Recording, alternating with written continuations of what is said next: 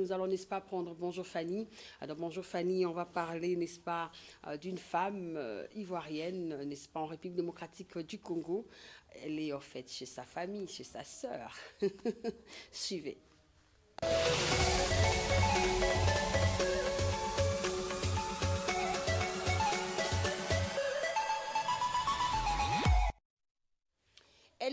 Elle est écrivaine. Elle répond au nom de Inès Désiré Chemo Kouadio. Voilà, Kouadio. Je n'ai pas voulu massacrer son nom. Hein. Donc, elle est de la famille des assemblées chrétiennes au Maroc.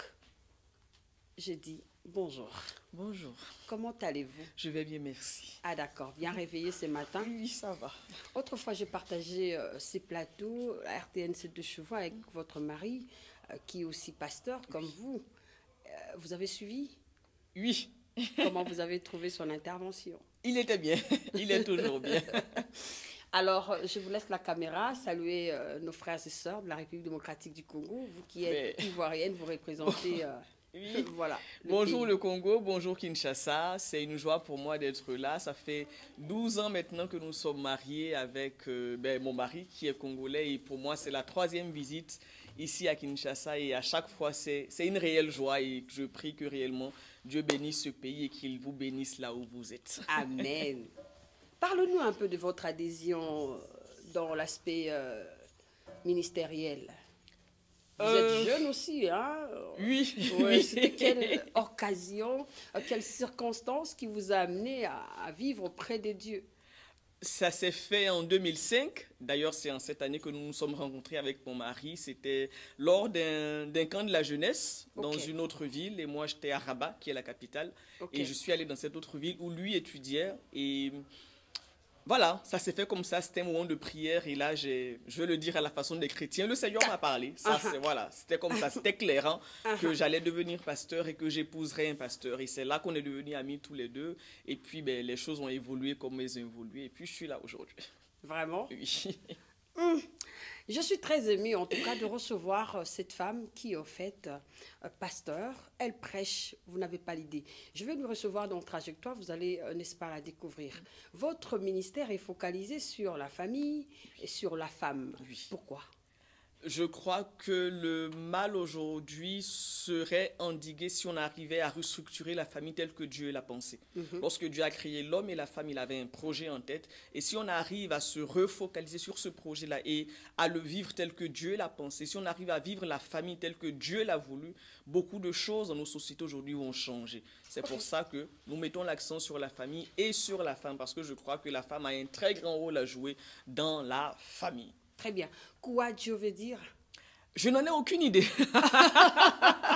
C'est votre nom de famille. Mais écoutez, je suis né et puis on me l'a donné, donc je ne sais pas, il faut demander à mon père qui... je ne sais pas, je sais absolument pas. La prochaine fois, il faudra quand même nous demander à papa pour avoir la signification de votre nom. Peut-être c'est une bénédiction pour le Congo, au travers de son serviteur, les pasteurs. Philippe, je tâcherai de demander. Vraiment. Alors, on entre dans le bain de notre sujet parce que vous êtes pasteur, vous avez écouté Dieu et aujourd'hui, vous accompagnez également les ministères de son serviteur. Est-ce que ça marche au niveau du Maroc? Oui, le Seigneur nous a fait la grâce. On a aujourd'hui plusieurs églises dans différentes villes.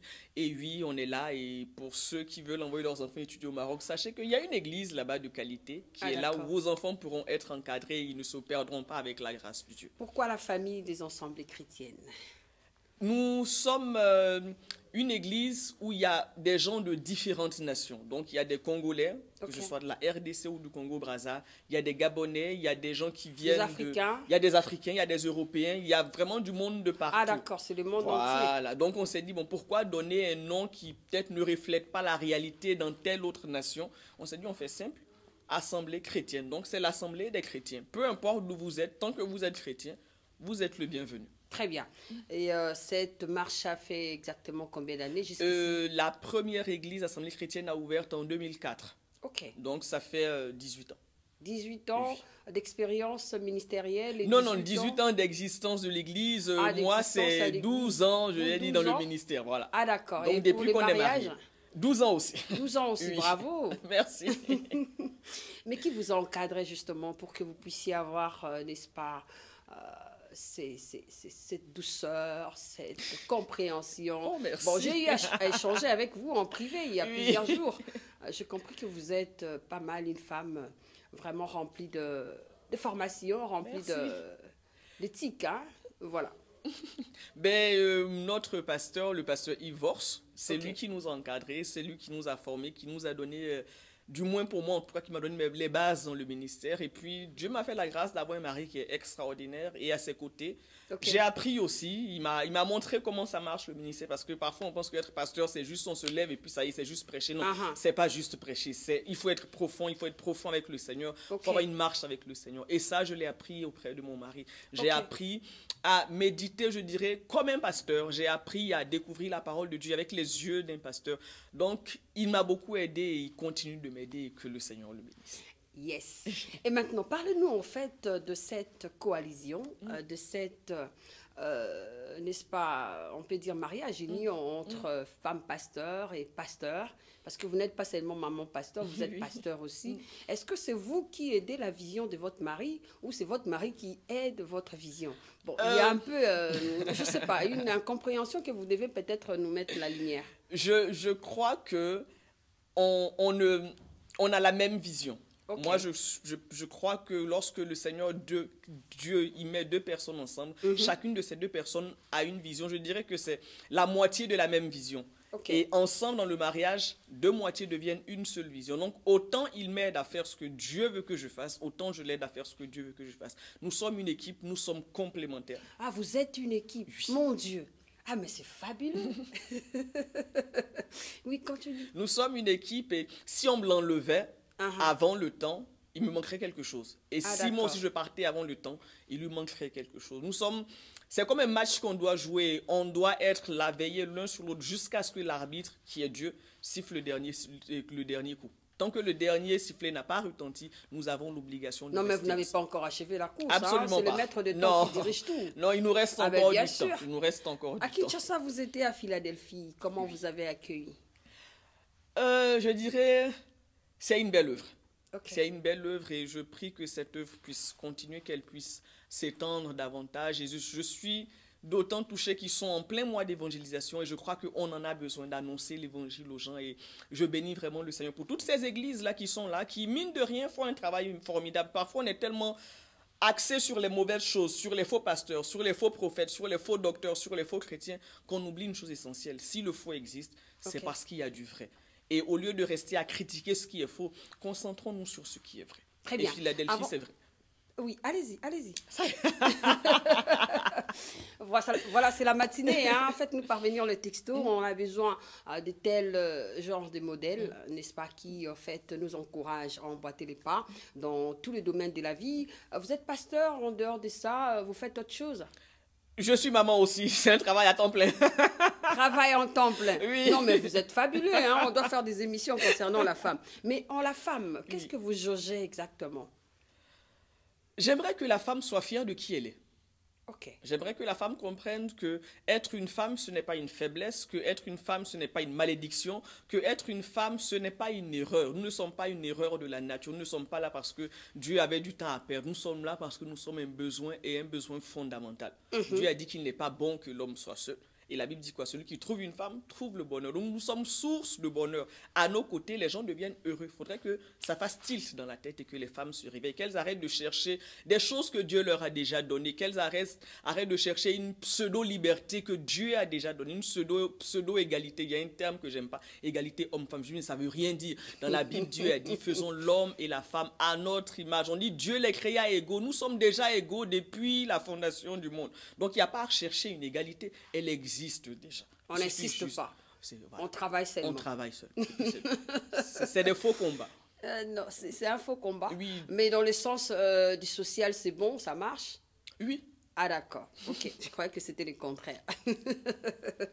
Voilà, je reçois pour vous Madame Inès Désiré, elle est pasteur, elle est aussi femme d'un pasteur. Son mari, c'est donc le pasteur Philippe Chembo, hein, de la République démocratique du Congo, de notre pays.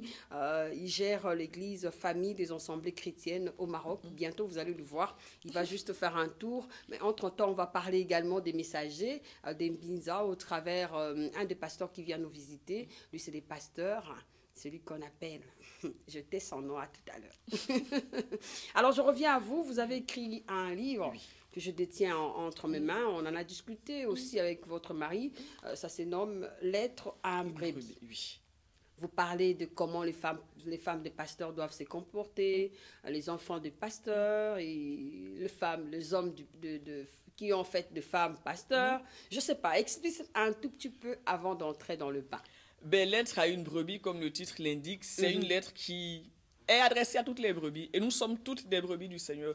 Que l'on soit pasteur, que l'on soit la femme d'un pasteur, que l'on soit une simple brebis, que l'on soit enfant de pasteur, ou peu importe, nous sommes toutes et tous des brebis du Seigneur. Donc, chacun en lisant ce livre va se voir, soit parce qu'il est une simple brebis, soit parce qu'il est pasteur, ou parce qu'il est femme de pasteur, ou époux de femme pasteur.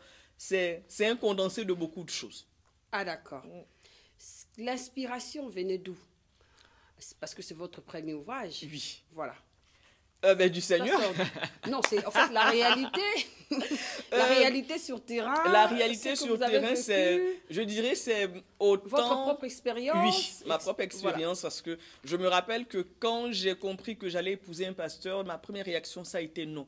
Pourquoi non? Parce que je voyais comment on se comportait envers les femmes de pasteur. Je voyais qu'est-ce qu'on disait des femmes de pasteur. En général, la maman pasteur, c'est elle la sorcière. Donc si ça ne va pas, c'est toujours maman pasteur. C'est la faute de maman pasteur. Là, c'est dans le monde entier ou c'est seulement... Non, dans le monde entier, je ne sais pas, mais très souvent dans les pays que j'ai visités, c'est comme ça. Donc dans les gens que j'ai rencontrés, avec qui j'ai parlé, il y a cette idée-là que si ça ne va pas, le pasteur, il est toujours bien. Le pasteur, il est bien. Il est parfait. Mais sa femme...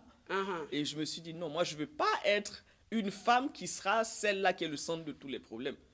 Donc, je ne veux pas de ce titre de maman, parce que moi, je veux être simplement une brebis normale qui vient à l'église le dimanche et qui repart à la maison. Je ne veux pas plus. Mais une aide pour la croissance du ministère. Oui, mais je voulais aider quelqu'un d'autre, justement, pas un pasteur. Pas un pasteur.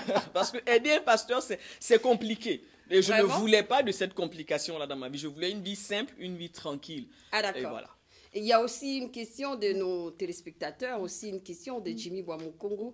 Est-ce que vous êtes sa fille spirituelle? Expliquez-nous un peu. Comment vous faites? Je sais pas comment on définit fille spirituelle, mais comme je l'ai dit tout à l'heure, il a beaucoup fait dans ma vie. Ah, d'accord. Il a vraiment beaucoup apporté. À son contact, j'ai grandi.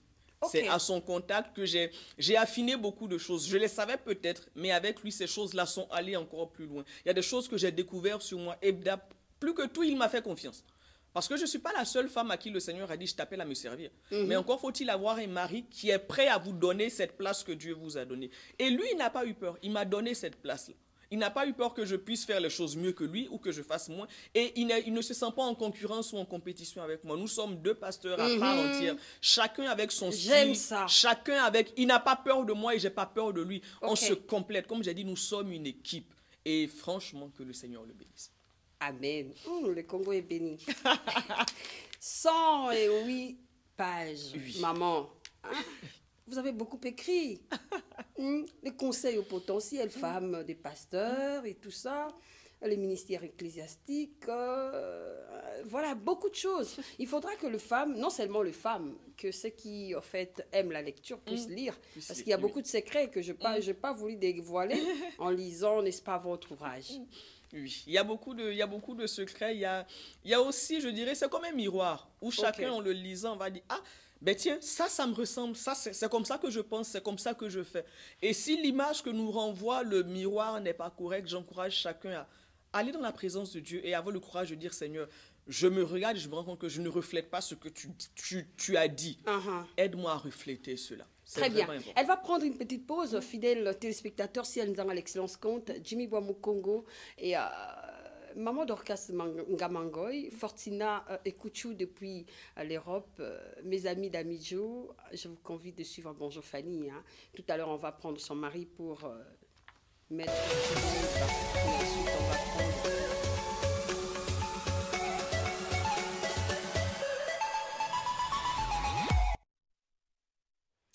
Très bien. On va inviter, n'est-ce pas, son mari.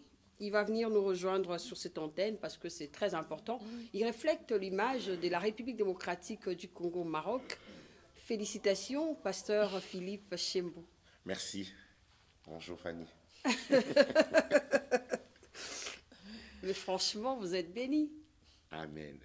Vous êtes écrivain, elle est écrivaine. Vous êtes pasteur, elle est pasteur. Mais non, prenez la parole quand même. Je bénis le Seigneur pour cette grâce qu'il nous accorde de partager ensemble ce matin avec vous. Merci beaucoup. Et c'est merveilleux de servir le Seigneur, c'est ce que je voulais dire, et de laisser aussi un impact, une empreinte Très bien. sur cette génération et la génération d'après. Quelqu'un a dit, on influence deux générations, la nôtre et celle qui vient après. Tout à fait. Et nous voulons, par nos écrits aussi, laisser une trace. Très laisser bien. une trace. Quelqu'un dit ce qui permettra, c'est que nous puissions vivre au-delà de la tombe.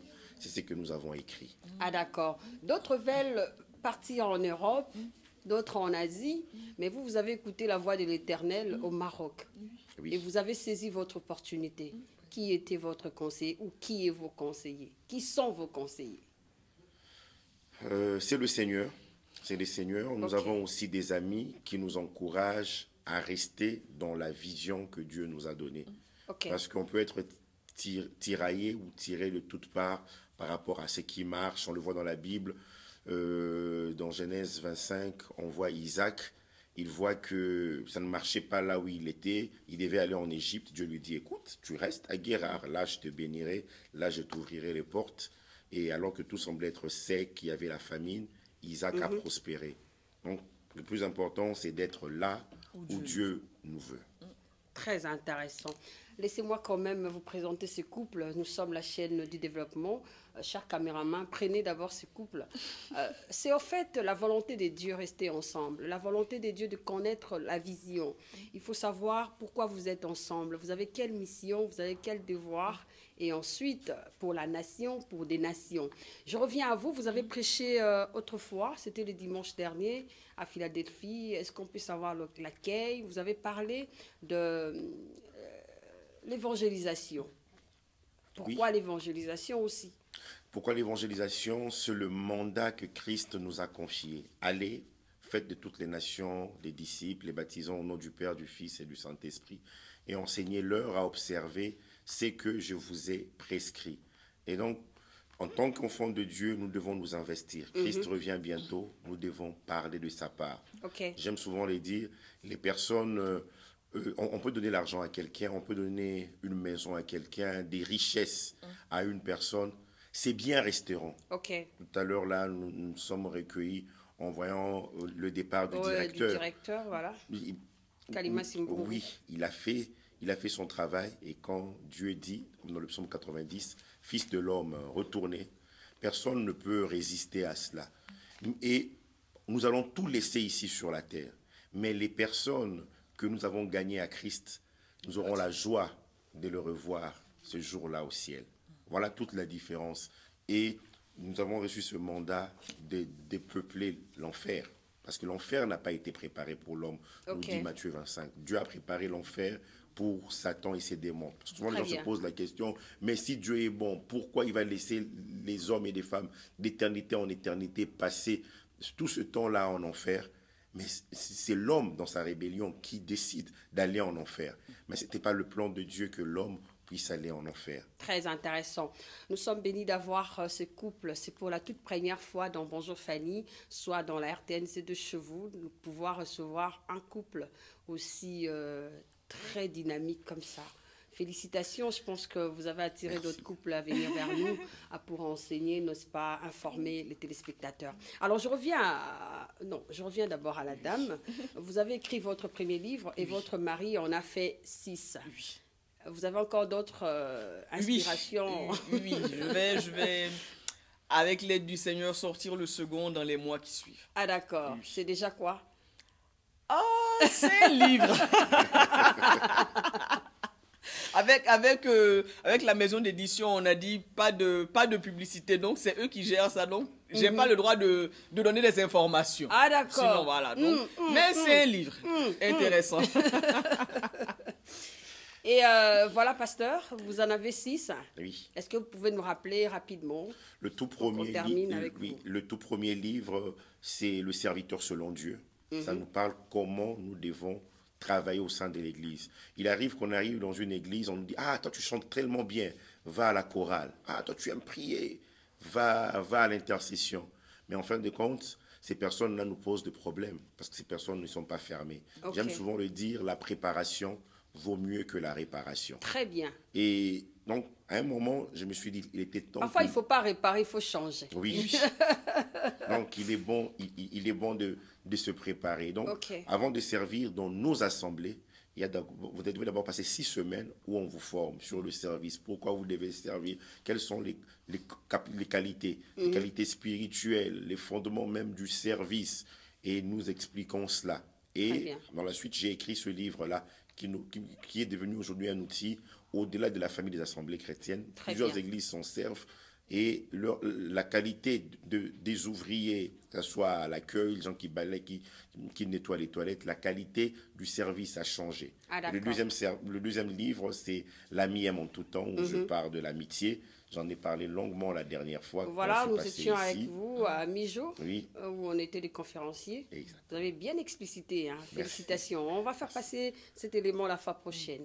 Très bien. Puis le troisième livre, c'est un gros livre, c'est vraiment Emmanuel, d'études, être libre des péchés sexuels. Aujourd'hui, nous sommes dans un monde où c'est un monde libertin, où on fait ce qu'on veut. Là, tout m'est permis, mais tout n'est pas utile. Tout m'est permis, mais je ne me laisserai pas servir par quoi que ce soit. Okay. Et donc là, on détaille tout ce qu'il faut pour que la personne soit... Ce n'est pas juste un livre comme ça, mais j'aime son titre, c'est Être libre des péchés sexuels en Christ, c'est possible. Voilà, rapidement. Et les trois derniers, c'est sur la guérison des cœurs brisés. Ok. La guérison des cœurs brisés, je parle d'abord de quel avenir pour Dina. Dina, c'était une jeune fille du patriarche Jacob qui sort un jour et qui va être appréciée par un certain Sichem qui va l'enlever, qui va coucher avec elle. Et puis...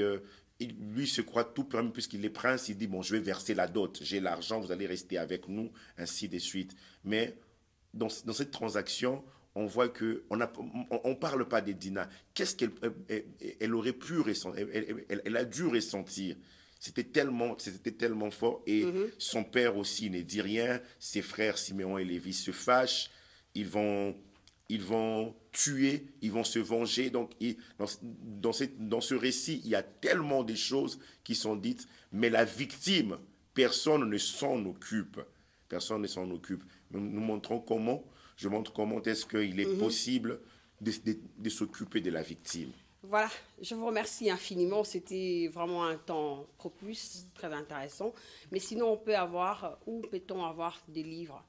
Vos livres et les livres de votre épouse. Oui, ici à Kinshasa, c'est au centre évangélique francophone La Parole du Salut, en face de la clinique quinoise et au centre missionnaire Philadelphie. Ah d'accord. Pour l'instant, même, nous aurons aussi d'autres points de vente. Très intéressant. Je pense que la prochaine fois, on va encore vous recevoir. Mais sinon, bon retour. Merci. Que Dieu vous accompagne. Priez pour le Congo. Maman, vous avez quelque chose à surajouter rapidement? On termine, hein? J'aimerais simplement dire que le but de mon livre, quelque part, c'est d'aider chacun à devenir la personne que Dieu veut que cette personne-là soit. Donc, ne devenez pas la copie de quelqu'un, ne devenez pas la photocopie d'un autre, aussi meilleur soit-il. Soyez l'original de vous-même. Comme vous. Comme moi. Voilà. Comme nous, comme vous. Oh, comme vous aussi. Oui. Non, mais c'est fabuleux. En tout cas, c'était un temps très intéressant. Je pensais même continuer avec vous, mais comme on a d'autres invités, on ne peut que faire l'essentiel. Allez, merci. En paix et bon retour. Merci. Voilà, c'était Bonjour Fanny, Sienzang à l'excellence compte. Salutations au pasteur Guy Kobi de la Borne en Belgique. Et tout à l'heure, on prend le pasteur Johnny Loutala. Bonjour Fanny.